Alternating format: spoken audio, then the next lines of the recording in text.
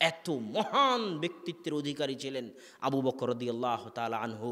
ব্যক্তিত্ব মানে হচ্ছে আপনি চললে আপনাকে দেখে ৫-১০টা মানুষ প্রভাবিত হবে, দেখে শিখবে।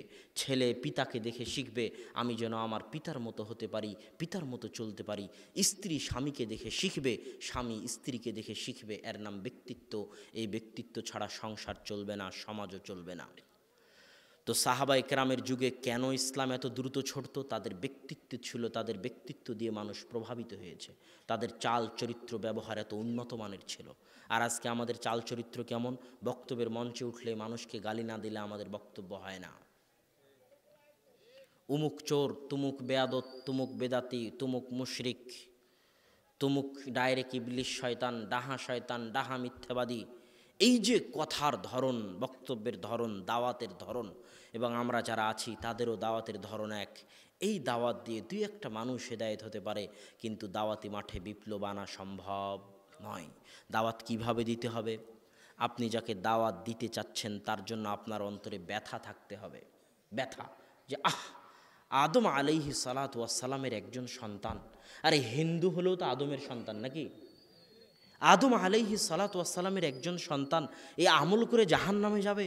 আমার একজন ভাই এই আমল করে জাহান্নামে যাবে। আমার তো উচিত জান প্রাণ দিয়ে তাকে জাহান্নামের আগুন থেকে বাঁচানোর চেষ্টা করা। আপনার ছেলে যদি আপনার চোখের সামনে ছাদ থেকে লাফ দিতে চায়, আপনি দিতে দিবেন? দিবেন না। আপনাকে যদি বলি আপনার ছেলে অ্যাক্সিডেন্ট করে মেডিকেলে আছে, আপনি সব কিছু ছেড়ে দিয়ে, অনুষ্ঠান ছেড়ে দিয়ে আপনার ছেলেকে দেখার জন্য চলে যাবেন।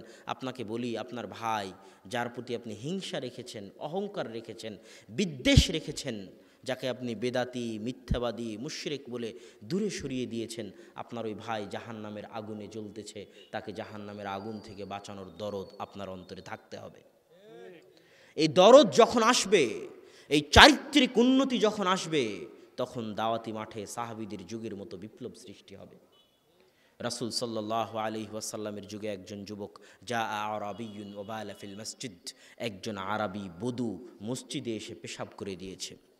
ফাসাহা বিহিন নাস, মানুষ রিরি করে উঠেছে, চিৎকার করে উঠেছে, ধরো ধরো, মারো মারো। রাসূল সাল্লাল্লাহু আলাইহি ওয়াসাল্লাম বলেছেন, উতরুকুহু, ছাড়ো, ফাইন্নাকুম বুইসতুম মুয়াসসিরিনা, তোমরা দুনিয়ার মানুষের জন্য সহজ হয়ে প্রেরিত হয়েছো, কঠিন ও খারাপ ব্যবহারের জন্য প্রেরিত হওনি, সহজ হয়ে প্রেরিত হয়েছে। রাসূল সাল্লাল্লাহু আলাইহি ওয়াসাল্লামের এই উন্নত চরিত্রের কারণেই, এই উন্নত ব্যবহারের কারণেই তার দ্বারা সাহাবীরা প্রভাবিত হয়েছে। সাহাবীদের উন্নতি চরিত্রের কারণেই আশেপাশের যারা ছিল তারা তাদের দ্বারা প্রভাবিত হয়েছে। এই জন্য আল্লাহ সুবহানাহু তাআলা বলছেন, হে আল্লাহর রাসূল, ওয়ালাউ কুনতা ফাদ্দান গালিযাল কলবি, আপনি যদি কর্কশ ব্যবহারের মানুষ হতেন, খারাপ কথার মানুষ হতেন, লাং ফাদ্দু মিন হাওলিক, তাহলে দুনিয়ার মানুষ আপনার থেকে দূরে চলে যেত। বরং এটা আল্লাহর দয়া, আল্লাহর রহমত। ফাবিমা রাহমাতিম মিনাল্লাহ, আল্লাহর দয়ায়, আল্লাহর রহমতে আল্লাহ আপনাকে নরম ব্যবহারের করে দিয়েছেন। আপনার এই নরম ব্যবহারের কারণে মানুষ আপনার দ্বারা প্রভাবিত হয়, মানুষ আপনার থেকে দিন শিখে। সম্মানিত উপস্থিতি, এতক্ষণ আলোচনার মূল অংশ ছিল যে আমাদের দাওয়াতি মাঠে বিপ্লব না আসার অন্যতম কারণ হচ্ছে আমাদের দাওয়াত প্রদানের পদ্ধতি কি নয়, সঠিক নয়। রাসূল সাল্লাল্লাহু আলাইহি ওয়াসাল্লামের যে 5টা গুণ খাদিজা বললেন, ওই 5টা গুণই মানব সেবা সংক্রান্ত, মানব সেবার সাথে সম্পৃক্ত। আমরা সেটা থেকে দূরে চলে গেছি, এই জন্যই দাওয়াতি মাঠে বিপ্লব নাই। আপনারা ডাক্তার জাকির নায়েকের বহু ভিডিও দেখেননি? দেখেছেন? তার ভিডিওতে বহু মানুষ ইসলাম গ্রহণ করে না। ইসলাম গ্রহণ করার পর তাদের কি হয়? তাদের জিম্মেদারি, তাদের দায়িত্ব, তাদের ব্যবস্থাপনা, তাদের হেফাজতের দায়িত্ব কেউ গ্রহণ করে? কেউ গ্রহণ করে না। কিন্তু রাসূল সাল্লাল্লাহু আলাইহি ওয়াসাল্লামের যুগে কেন মানুষ ইসলাম গ্রহণ করবে না? রাসূল সাল্লাল্লাহু আলাইহি ওয়াসাল্লামের যুগে ওয়ালাউল ইসলাম, ইসলাম গ্রহণ করার মাধ্যমে একটা সম্পর্ক স্থাপিত হতো। কেউ যদি কারো হাতে ইসলাম গ্রহণ করে, তাহলে যার হাতে ইসলাম গ্রহণ করবে তার সার্বিক দায়িত্ব যে তার হাতে ইসলাম গ্রহণ করতেছে তার হেফাজতের, তার খাওয়ার, তার পড়ার, তার বিবাহের, তার বাড়ি, তার ঘরের, এভরিথিংয়ের দায়িত্ব সে পালন করবে যার হাতে সে ইসলাম গ্রহণ করবে। এই ব্যবস্থা কার যুগে ছিল? রাসূল সাল্লাল্লাহু আলাইহি ওয়াসাল্লামের যুগে ছিল। সে ব্যবস্থা এখন নাই। হাজারো হিন্দু আছে ভারতে যারা এই নিরাপত্তার অভাবে ইসলাম গ্রহণ করতে পারে না। এই জন্য দাওয়াতি মাঠে বিপ্লব নয়, শুধু ইউটিউব ফেসবুকের বিচ্ছিন্ন দাওয়াত দিয়ে দাওয়াতি মাঠে বিপ্লব সম্ভব নয়। যতক্ষণ না আমরা আমাদের চরিত্রকে উন্নত করব, আমাদের ব্যক্তিত্বকে উন্নত করব, আমাদের ব্যবহারকে উন্নত করব, যার দ্বারা আমরা আমাদের আশেপাশের মানুষকে প্রভাবিত করতে পারবো। 2 নম্বর পয়েন্ট, 2 নম্বর কারণ হচ্ছে দাওয়াতকে অনুষ্ঠানের মধ্যে সীমাবদ্ধ করে দেওয়া। তার মানে আপনি পৃথিবীর যে কোনো ধর্মকে যদি ধ্বংস করতে চান তো সেটাকে অনুষ্ঠানের মধ্যে সীমাবদ্ধ করে দিন। যেমন কথার কথা আপনি ভাবতেছেন আমি হিন্দু ধর্মকে ধ্বংস করে দেব, তো হিন্দু ধর্মকে অনুষ্ঠানের মধ্যে সীমাবদ্ধ করে দিন।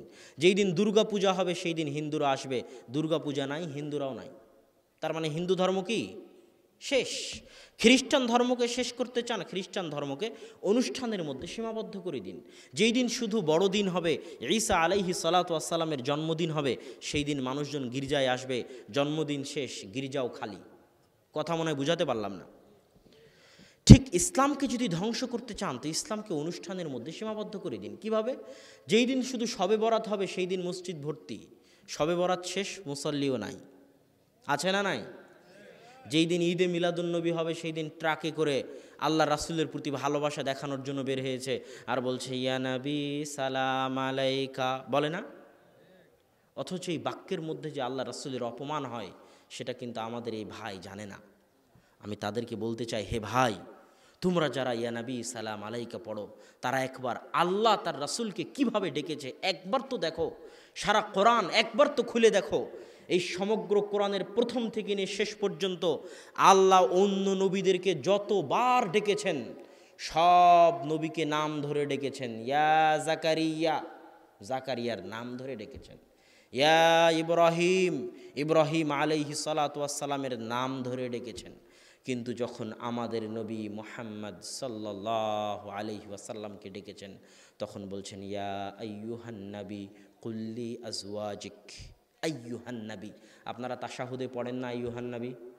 না, তাশাহুদে ইয়া নবী আছে, তাশাহুদে কি আছে? আইয়ুহান নবী আছে।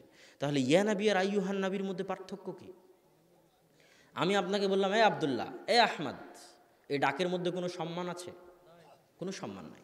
আপনি প্রধানমন্ত্রীকে ডাকতেছেন মাননীয় প্রধানমন্ত্রী, মহামান্য বিচারপতি, সম্মানিত জনাব অমুক অমুক, ডাকেন না? তো আল্লাহ সুবহানাহু ওয়া তাআলা যখন তার নবীকে ডাকতেছে তখন বলতেছে ইয়া আইয়ুহান নবী, হে মাননীয় নবী, হে সম্মানিত নবী, হে মহামান্য নবী, হে সম্মানিত নবী মুহাম্মদ সাল্লাল্লাহু আলাইহি ওয়াসাল্লাম। নামটাও আল্লাহ নেননি, জাস্ট হে সম্মানিত, হে মহামান্য নবী বলে ডেকেছেন। আর সেই জায়গায় তারা বলছে ইয়া নবী মানে এই মোহাম্মদ, ইয়া নবী মানে এই মোহাম্মদ, নাউজুবিল্লাহ। আর তারা বলতেছে তারা নাকি আল্লাহ রাসূলের আশিক। হে ভাই, আপনি একবার চিন্তা করুন যে আপনি আল্লাহ রাসূলকে আশিকির নামে আল্লাহ রাসূলকে অপমান করতেছেন। সম্মানিত উপস্থিতি, তাহলে ঈদে মিলাদুন্নবী একটা অনুষ্ঠান, এই অনুষ্ঠানের মধ্যে যখন আমি দিনকে সীমাবদ্ধ করে দিলাম, ঈদে মিলাদুন্নবী শেষ, ইসলামও শেষ। টঙ্গীর ইজতেমায় হাজার হাজার মানুষ একসাথে হাত তুলে দোয়া করতেছে, টঙ্গীর ইজতেমাও শেষ, মুসল্লিও শেষ। তো ইসলামকেও যদি ধ্বংস করতে চান সেটাকে কার মধ্যে সীমাবদ্ধ করে দিতে হবে? অনুষ্ঠানের মধ্যে। ঠিক দাওয়াতকে যদি ধ্বংস করতে চান দাওয়াতকে কার মধ্যে সীমাবদ্ধ করতে হবে? অনুষ্ঠানের মধ্যে। এই যে আজকে এত বড় প্রোগ্রামের আয়োজন, বক্তা আসবে রাজশাহী থেকে, ঢাকা, নারায়ণগঞ্জ, রংপুর থেকে বক্তা আসবে, আশপাশ থেকে মানুষজন আসবে, এত টাকা খরচ, অমুক অমুক মেহমান। এই অনুষ্ঠান যখন শেষ তখন বক্তারও দাওয়াত শেষ, শ্রোতারও দাওয়াত শেষ। কথা মনে হয় বুঝাতে পারলাম না? এই বক্তাই যখন ফিরে যাবে তখন হয়তো তার পাড়া প্রতিবেশী গান বাজাচ্ছে, সে তাকে দাওয়াত দেয় না। তার পাড়া প্রতিবেশী হয়তো সালাত আদায় করে না, তাকে দাওয়াত দেয় না। হতে পারে তার গাড়ির ড্রাইভারই মিথ্যা কথা বলে, তাকে দাওয়াত দেয় না। তার রুমমেট সালাত আদায় করে না, ফজরের সময় উঠে না, তাকে দাওয়াত দেয় না। কথা মনে বুঝাতে পারিনি? আজকে বক্তব্যের দাওয়াতের মাঠ হয়ে গেছে মুভির মতো। মুভি সিনেমা বুঝেন? অবশ্যই বুঝেন। মুভি সিনেমায় দেখবেন টপ 10 লিস্ট, সর্বশীর্ষ স্থানে 10টা মুভি আছে, এতটা দর্শক হয়েছে, এতগুলো সিনেমা হলে এতটা ভিড় হয়েছে, ইউটিউবে এত ভিউ হয়েছে। আজকে দাওয়াত হচ্ছে এর মধ্যে সীমাবদ্ধ হয়ে গেছে। কোন বক্তার বক্তব্যে কত লাখ দর্শক উপস্থিত হলো, কার ইউটিউবের ভিউ কত হলো, কার ফেসবুকের ভিউ কত হলো, এই ফেসবুকের লাইভ আর এই ক্যামেরার ভিডিও আর ইউটিউবের ভিডিও আর উপস্থিত জনগণ কার বক্তব্যে কত উপস্থিতি হলো, এই আনুষ্ঠানিকতার মধ্যে মুভির মতো দাওয়াত কী হয়ে গেছে, সীমাবদ্ধ হয়ে গেছে। আর মুভিতে যেমন নায়ক নায়িকার অভিনয় করে, বক্তাও তেমন এখানে এসে অভিনয় করে চলে যায়, শ্রোতাও অভিনয় করে চলে যায়। এভাবে দাওয়াত চললে এর দ্বারা সামাজিক মাঠে বিপ্লব কোশ্চিনকালও আসতে পারে না। দাওয়াতকে অনুষ্ঠানের মধ্যে সীমাবদ্ধ করে দেওয়া হয়েছে। দাওয়াত হচ্ছে 24 ঘন্টার বিষয়, সকাল সন্ধ্যার বিষয়। 24 ঘন্টা আপনাকে দাওয়াতি কাজ করতে হবে, শুধু আলেম ওলামাকে নয়, শুধু আলেম ওলামাকে নয়, মাদ্রাসার হুজুরকে নয়, মসজিদের ইমামকে নয়। কুনতুম খায়রা উম্মাতিন উখরিজাত লিন্নাস তা'মুরুনা বিল মা'রুফ ওয়া তানহাউনা আনিল মুনকার। তোমরা হচ্ছে সর্বশ্রেষ্ঠ জাতি। কোন জাতি? মুসলিম জাতি। তোমরা সর্বশ্রেষ্ঠ জাতি, তোমাদের কাজই হচ্ছে মানুষকে সৎ কাজের আদেশ দাও এবং অসৎ কাজ থেকে নিষেধ করো। এটা কাদের কাজ বলেন তো? জোরে বলেন, কাদের কাজ? মুসলমানের কাজ, মানে আপনারও কাজ। দাওয়াত দেওয়া কার কাজ? আপনারও কাজ। সকাল সন্ধ্যা আপনাকে দাওয়াতি কাজ করতে হবে। আপনার বাড়িতে, আপনার ঘরে, আপনার অফিসে, আপনার আদালতে, সর্বত্র আপনাকে দাওয়াতি কাজ করে যেতে হবে। যদি আপনি দাওয়াতি কাজ না করেন সর্বত্র, বরং দাওয়াতকে অনুষ্ঠানের মধ্যে সীমাবদ্ধ করে দেন, তাহলে কয়েকটা জিনিস থেকে আপনি বঞ্চিত হবেন। এক, দোয়া করলে আপনার দোয়া আল্লাহর দরবারে কবুল হবে না। দুই, আল্লাহ সুবহানাহু ওয়া তাআলা যদি গজব পাঠান, তাহলে সেই গজব থেকে আপনি বাঁচতে পারবেন না। যে এলাকায় আপনি বসবাস করেন, ওই এলাকায় যদি আপনি দাওয়াতি কাজ না করেন, তাহলে ওই এলাকায় গজব আসলে ওই গজব আপনার উপরও আসবে। একটু আপনাকে বুঝাই, এই যে আজকে যারা এখানে উপস্থিত হয়েছেন আপনারা, তাদের সবাই আব্দুর রাজ্জাক বিন ইউসুফ, আবদুল্লাহ বিন আব্দুর রাজ্জাক, তাদেরকে চিনেই উপস্থিত হয়েছেন। মানে আপনি মোটামুটি দিন ধর্ম বুঝেন, দিন ধর্ম মানেন, মোটামুটি সালাত আদায় করেন, 5 ওয়াক্ত না করলেও জুমার মসজিদে যান, তাই তো এখানে উপস্থিত হয়েছেন নাকি? কিন্তু ওই যে ভাই বিপিএলের জুয়া নিয়ে ব্যস্ত আছে, সে চিনেই না আব্দুর রাজ্জাক বিন ইউসুফকে। গানের আড্ডায় ব্যস্ত আছে, যাত্রার মঞ্চে ব্যস্ত আছে, তাকে কে দাওয়াত দিবে? সে তো এখানে আসবেই না। কথা মনে বুঝাতে পারিনি। তাকে কে দাওয়াত দিবে? তাকে আমাকে এবং আপনাকে গিয়ে দাওয়াত দিতে হবে। এটা আমার এবং আপনার কাজ। দাওয়াতকে যদি আমরা এই অনুষ্ঠানের শিকল থেকে ছিন্ন করতে না পারি, এই অনুষ্ঠানের জেল থেকে মুক্ত করতে না পারি, তাহলে দাওয়াতি মাঠে বিপ্লব আনা সম্ভব নয়। অতএব দ্বিতীয় কারণ দাওয়াত আটকে যাওয়ার, দাওয়াতকে অনুষ্ঠানের মধ্যে সীমাবদ্ধ করে দেওয়া। আল্লাহ সুবহানাহু ওয়া তাআলা আমাদের তৌফিক দিক, আমরা যেন দাওয়াতকে অনুষ্ঠানের বন্দি থেকে মুক্ত করে সর্বত্র সার্বিক জীবনে সকাল সন্ধ্যা দাওয়াতি কাজ করি। আল্লাহ আমাদের সেই তৌফিক দিক, আল্লাহুম্মা আমিন। যত বৃদ্ধ মানুষ আছেন, আপনারা যারা সকালে ফজরের সালাতে উঠেন, আপনার পাড়া প্রতিবেশীকে কি ফজরের সালাতে ডাকেন? আপনার ছেলে মেয়েদের কি ফজরের সালাতে ডাকেন? এটা আপনার দায়িত্ব।